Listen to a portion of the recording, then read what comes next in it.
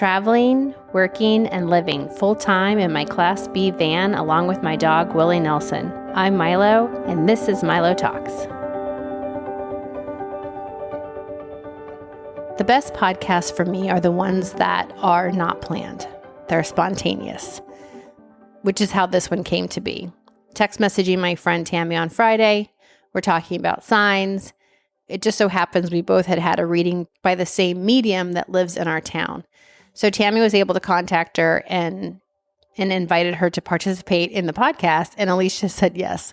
So this is that conversation. This is Tami and the medium, Alesia Smith.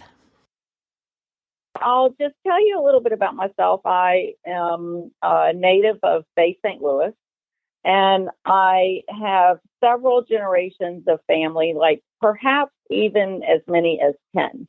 Many generations of family from the Bay St. Louis area. We're born and raised here. I grew up in a small department store whenever you live behind the department store. And whenever I was a little girl, there was what I would consider perhaps like a light source would sort of come in. First, I would hear noise and laughing in the living room area of my home. Then this light would sort of come into the bedroom, and I would follow the light back into the living room. I thought maybe my parents were up and the TV was on. You know, it was that sort of hearing. And whenever I would walk in there, I would see people that I could see through. And they would be laughing and talking and carrying on. And I would watch them. But it was strange because my little self was probably about 4 years old. And I can remember sort of knowing that I wasn't interacting with them. I was just seeing them, you know. And then I would go back to my bed and I would go back to sleep. The light would sort of go out. And I would do that over and over again as a child until finally I kind of got to a point where I would go in there and I would know eventually that light would get smaller and then I would be in the dark. And I didn't like that part, you know, walking in the dark from the living room back into my bedroom. And so I think I just sort of learned at that point, I didn't really want to follow that light anymore, you know. And so that's where things sort of started in the very beginning for me. Now I work as so many years of that, knowing what this was and growing up with this extra sense and it taking so many turns, you know, and finally going into the development of it and taking classes and understanding what this was, and then just working with the source of all, you know. And so now I work as a professional medium, and I have been all over New Orleans and the greater New Orleans area, and I worked in that area for over a year, and just come back to the Gulf Coast and work here. And I do all sorts of stuff, and it leads me in all sorts of wonderful, wonderful places. I also do the Intuitive Within classes to help other people develop their whatever their strong intuitive ability is to help them to strengthen their strengths, and then to understand the little other smaller voice that's still in there and to help them to empower themselves. So it's really about empowerment, and it's about learning that we might have been going in the wrong direction for a little while, but with a little insight and a little explanation and a little expansion, we can get back on the right track, you know, and follow our own heart. That's what it's been for me. Let me jump in with a question. I'm curious, like, how long ago did you take I guess the idea of a class to hone in on this from this internal source, or I don't know, you put it so well. How long ago did you take a class? I just organically and naturally started honing my abilities through meditation. So I taught myself for many years before I could find a class, before I could even, you know, before Google was really up and running, you know. So probably one of my first classes that I took was with James von Prague, and that was in the New York area. And so I would go to upstate New York, and I would take the first mediumship class, 1, 2, and 3, and then you get your certification in mediumship. And but on the first few classes, I thought, gosh, I'm home. Everyone else is having these same experiences. There's hundreds of people here. It was really enlightening. So now, of course, with Zoom and the ability to speak with people in Britain. I'm taking classes there. I'm always trying to get a little bit better, know more. Sometimes it's not even that. It's just spending time with people that are so like me. And my world is full of hundreds of people that enjoy mediumship. They enjoy their intuition. They really understand that this is part of who we are as a collective, and that they're remembering that. So it's a wonderful world.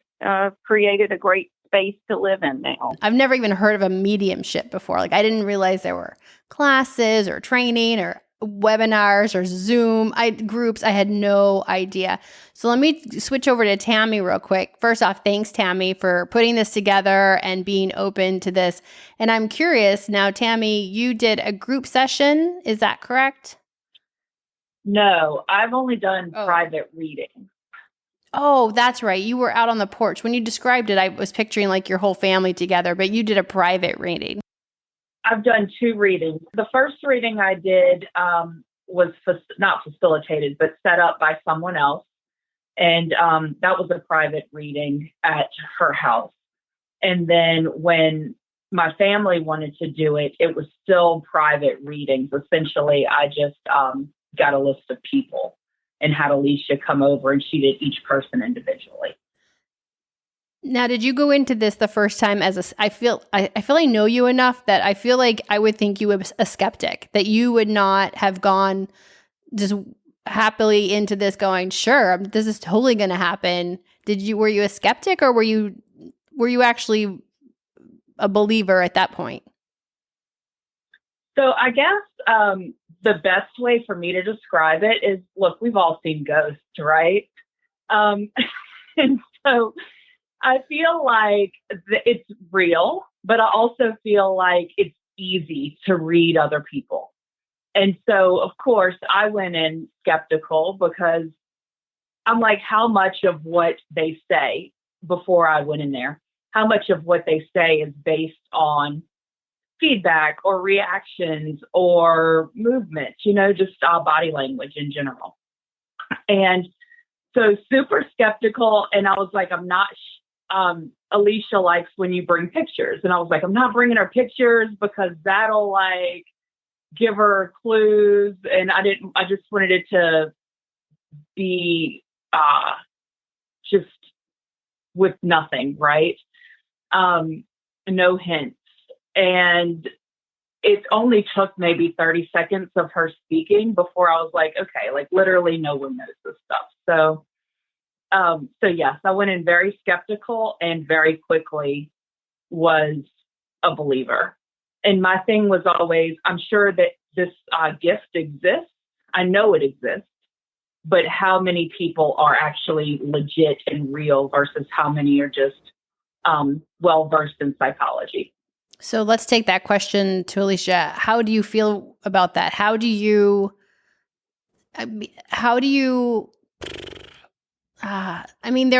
there are people who are out there tricking people with this, manipulating, playing games with them. So how do you, go ahead. Well, I have to say, even within myself, I am a doubting Thomas, and I live with doubting this for so long. I thought, well, maybe I just read the person's thoughts. Maybe I doubted them, and I'm a late bloomer. Okay. Because I doubted this so much, I love science and I love the proof of things. And I really have to say I tortured myself with this for years, thinking, oh gosh, this it isn't what I set out to be, but it was who I am. You're trying to constantly twist out of who you are sometimes as a human.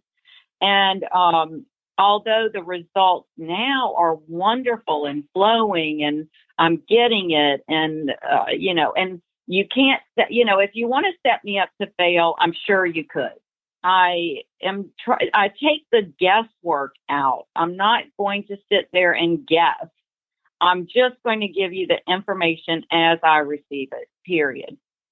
So this is what I'm getting. And then if someone says, well, what do you think about this? Or what do you think about that? I may not be getting that information for that.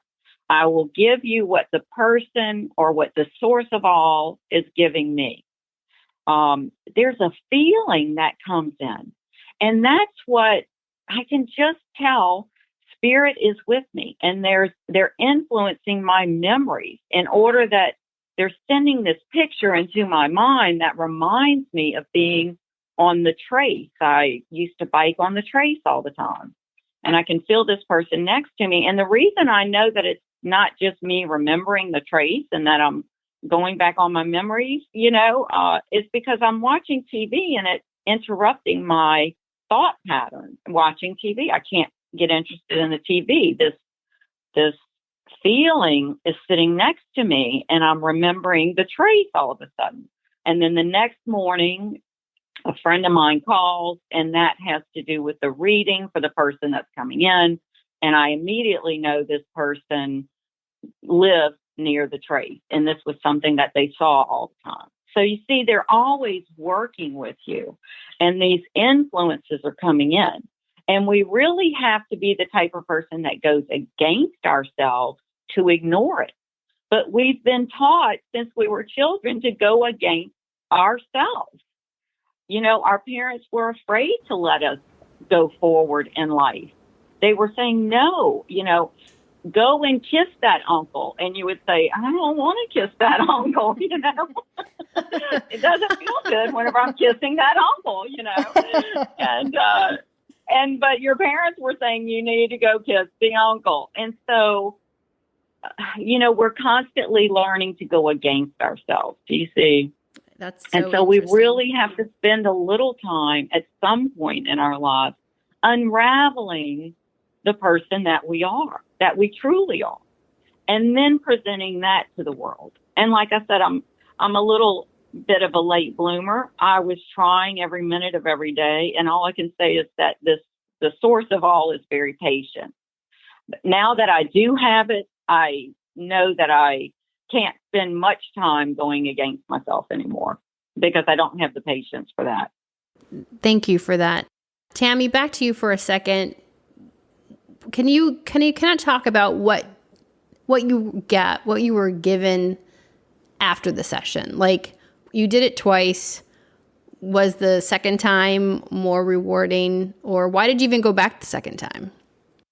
So I will say the first reading was the best. Also, I think it was just because it was just an influx of information. The second reading, the reason I did it, and the reason I did it so soon after the first, had really nothing to do with me, but I'd set up other people to come. And I was like, well, you're here, so let's do the second reading, which was only probably about 6 weeks after the first one. They both gave a lot of information, but for me, the first one was more intense, probably just because it was the first time and the level of information. And afterwards, like, I know you said you mentioned you record them, so and that you sometimes will listen to them. Did you get what you went there for? Yeah. So the first time I went, I guess I went just to see what it was like. A lot of people in my life have died, like a lot of close people. I've had very close cousins, my mom, my dad, my grandparents, my uncle who raised me after my parents died. And so I think I just wanted to have the experience to see, hey, is this real? And how awesome, like, who wouldn't want to, like, essentially hear from their loved ones in their past? Like, who doesn't want that? I mean, I think a lot of people may do it for closure or answers. I didn't have any questions. It was just for me, what is she going to say? And do they have any thoughts, or is there anything specific that they want me to know? Have they really been there? Because there are times throughout my life where I've essentially asked for signs to kind of bring this around and gotten them. And then after I got them, like pretty clear signs, I would say. And then after I got them, I was like, was that really a sign or not? And so I think, again, part of it was just tell me what's going on. Tell me what's going on up there, and so, or over there, around there, wherever there is. And it's for me, it was comforting, and, I mean, one of my cousins went and he had a question, like a very specific question, and he got that answer. And I'll tell you too, Alesia, y'all both. He listens to that recording all the time just because how good it made him feel getting that. Again, that wasn't necessarily my case, but it was just hearing from people that I'd never heard from, whether it been 35 years or 3 years, So for me, that's what it was about. For anyone who missed it, a year ago, basically, I went to a group session and met Alesia in a group session, and I had taken a husband of my deceased husband. I had a picture of him. I have one photo of him, and I happened to carry it with me, so I took it. And you were not, and I don't know if you remember this, you see and talk to so many people, but you were not getting much anything from him that really it just seemed fuzzy. And then you left me, circled back to me later, and then just said, I feel like you're supposed to be here for you. And then your biggest question to me, which still kind of chokes me up a bit, was you asked me why I was in the Bay, why I was there. And I didn't have an answer. I mean, Tami's a reason, and all of my friends there and the community, and Tami can understand that. And Alesia, you can too. It's there is a synergy in that area that calls me back to it. So when we talk about not denying our internal guide, that's kind of what I mean when I talk about this place. It will always be home no matter where I go. But at the same time, as you had pointed out in our session, that I was needing to go other places. So the plan was in 2020, I was going to travel more, but then COVID hit. So I bought an RV, a Class B van that I've been traveling in full time with my dog. But before that, right before I bought the van, I ended up on a flight to Denver, and I met this man strangely, and everything he was saying seemed to be hitting some nerve or some comment you had made in our session. So random. And I thought, oh my gosh, who's this person? Now, needless to say, no one needs to go back and listen to the podcast. He and I did not become a romantic anything at all. I missed the mark on him completely, but it was such a great feeling to be in that moment. And it was just I felt so alive, so much so that it led to a really interesting podcast, which is how I'm still doing this today. So the road is not straight. And as a creative person, I guess, even though I didn't get to speak to anybody that has crossed over as deceased in my life with our session, I guess the one thing I'm learning from all of this and all these conversations, that I need to let that voice that speaks to me early in the morning or when I'm on a long walk, listen to it, because it is guiding me. When I always think of I'm on a ship and I can't see the stars at night sometimes, but every once in a while that star will pop through and I'm like, there's my guide. There, it's pointing me, don't, don't ignore it. Especially when it's sometimes only a fleeting star, or, I only get one glimpse at it.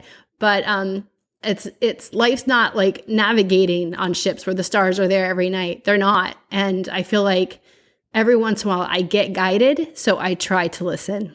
But anyway, I got all choked up over this.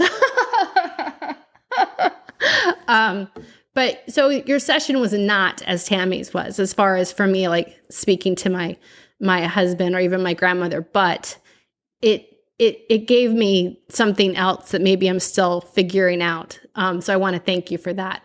Yeah, I think it gave you, didn't we say, now I'm remembering this. I forgot completely. But didn't we say that you were supposed to do podcasts? Oh my gosh, you did. Oh my gosh. Oh my gosh, you did. And I hadn't even bought the equipment yet. I had nothing. That's right. Oh my gosh. I remember saying your people are stepping back because, oh my God, now I know who you are. I didn't even know this. I didn't know who you were. Now I remember. Oh, wow. Oh my God, I have chills. Right. I remember their spirit stepping back, and they said, "This isn't the time to talk to us. She needs this to be about her." And I said, "Wait, you're supposed to be doing something. Like you're off your path a little. Not that you can ever get off of it, but you're not quite there." I said, "Podcast. You're supposed to be doing podcasts." You lit up and you were like, "What?" And I said, "Oh my gosh, that's why you're here." It's not that your loved ones didn't want to talk to you, but because they were the ones giving me the information. They just didn't want to they knew that they only had a small amount of time with you, and they needed to light this way for you back up really quickly and then send you on your way. Your mom, I can remember the feeling of your vibration, and you were very frustrated, and you were trying to figure it out. And I use this analogy all the time. Whenever you crack open an egg and you get a little bit of the shell in the egg and you try to pick it out with your finger, it gets further and further away. Do you see? Because you're trying to grab something. Well, you were trying to grab things. You were trying. And they were like, "We have to step back. She's got to remember how to use her voice for communication." And then I was like, "Oh, podcast. It's podcast for you." So that was huge. Tami, do you have anything else you'd like to add? I don't think so specifically. I mean, I've got a quick story. So for any non-believers, when I had Alesia come to my house, I just told her, I said, "Hey, look, get here at this time. It'll probably, there may be 8 or 10 people. And I never gave her those people. I never did anything except I wrote down the people like as a note in my phone. Alesia comes in. We're sitting here chit-chatting. And she goes, "Who's Roy? He really wants to talk." And my face, I'm sure it was just like, "Wait, what?" And I said, "That's the father of the first person on the list. So let me go get her right now." And it was just kind of out of the blue and like weird and crazy and amazing and all of those at one time. And so I walked back to go over to the other house and I said, "Hey, Dawn, it's your turn. Your dad's ready to talk." And she walked she walked with me and she was like, "What?" And so and then the reading was mostly him.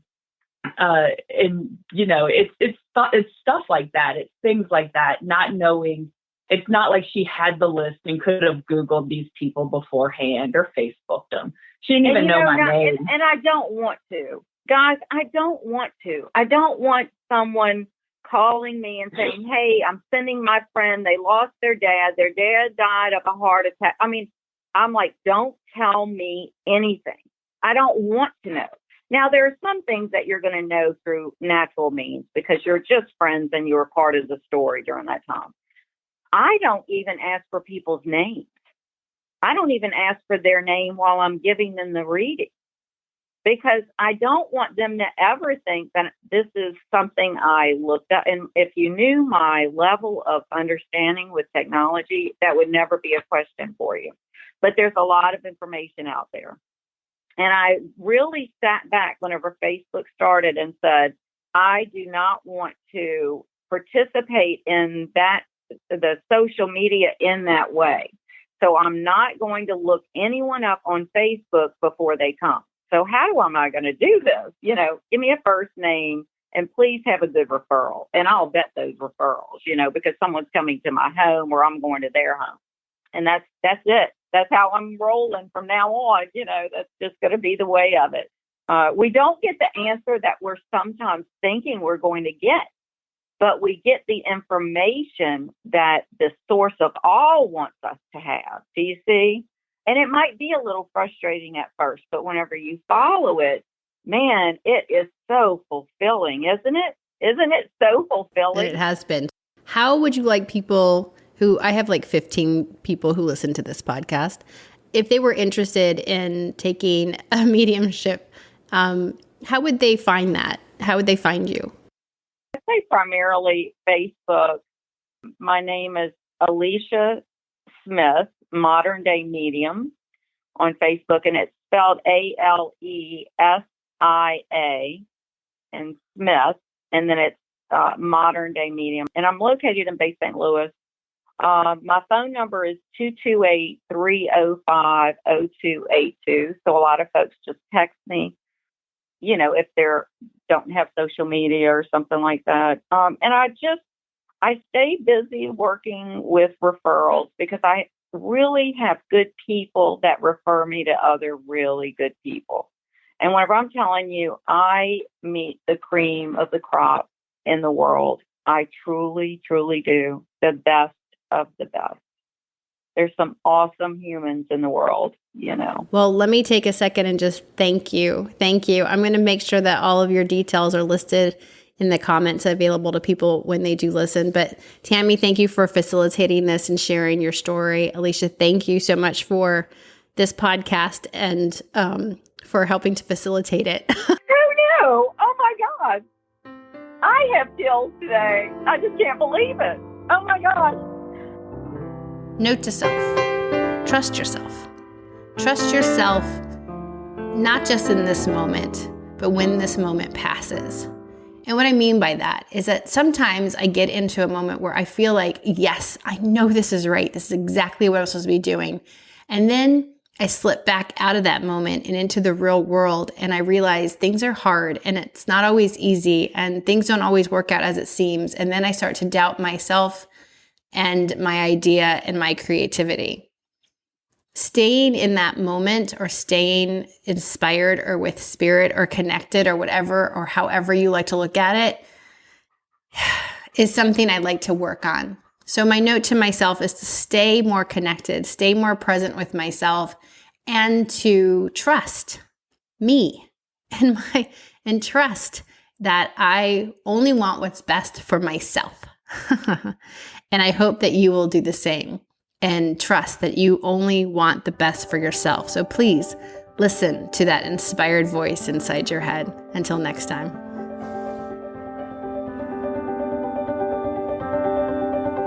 Thank you for listening to Milo Talks. You can follow me on Instagram and Facebook at Milo Talks or email me at milotalkstostrangers@gmail.com.